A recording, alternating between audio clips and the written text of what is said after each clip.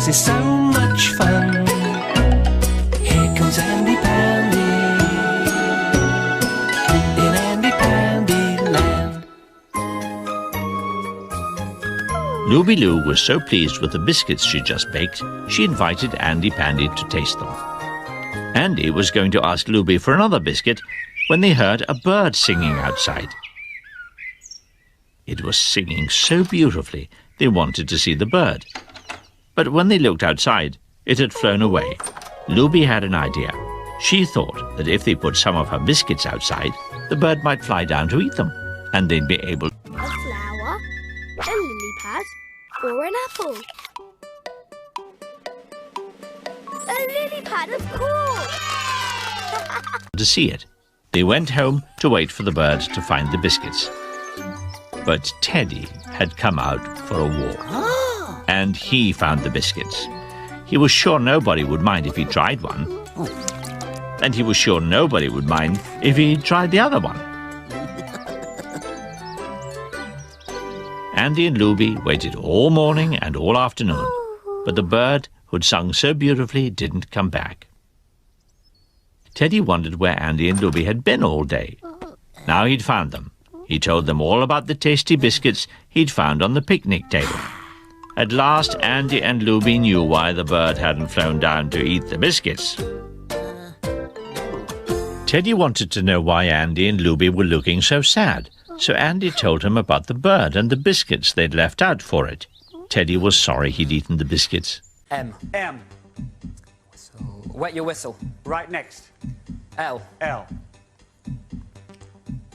Green piece. Right next. K.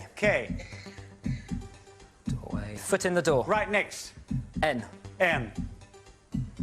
Message in a bottle. Right next. O. Tap on the shoulder. You're right! But they had been very tasty. Andy told Bilbo all about the bird and its beautiful song, and Bilbo said that if they got up as early in the morning as he did, they'd hear the beautiful singing of the dawn chorus when all the birds wake up and sing to each other. They all agreed they'd get up at dawn the very next day. The next morning, Looby Loo was still asleep when the sun came up, and Andy Pandy was still asleep, and Teddy was still asleep as well. Bilbo had been waiting for a very long time. But when Andy, Looby and Teddy finally arrived, Bilbo had to tell them that they'd slept so late that they'd missed the dawn chorus. He said that if they wanted to hear the dawn chorus next day, they should try an old trick he'd learned at sea. Before they went to bed, they must each tie one end of a very long string to one of their feet and hang the other end over the playground gate.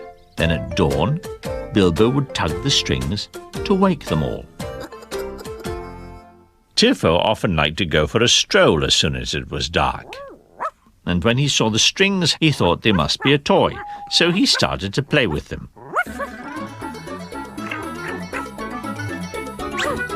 Now Andy, Looby and Teddy were all awake. Tiffo had finished his game and gone home, so there was no one there to tell them it was still early in the night, and it would be many, many hours until dawn. They wondered where Bilbo was and settled down to wait for him. But they were all very tired, and it wasn't long before they were fast asleep. Many, many hours later, Bilbo came out to wake Andy, Looby and Teddy.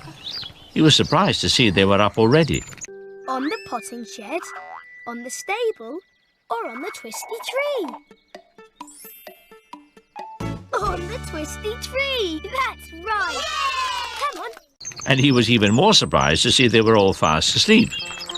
No matter how hard he tried, Bilbo just could not wake them to hear the bird's dawn chorus. So he blew his ship's whistle. They all woke up. The whistle was very loud.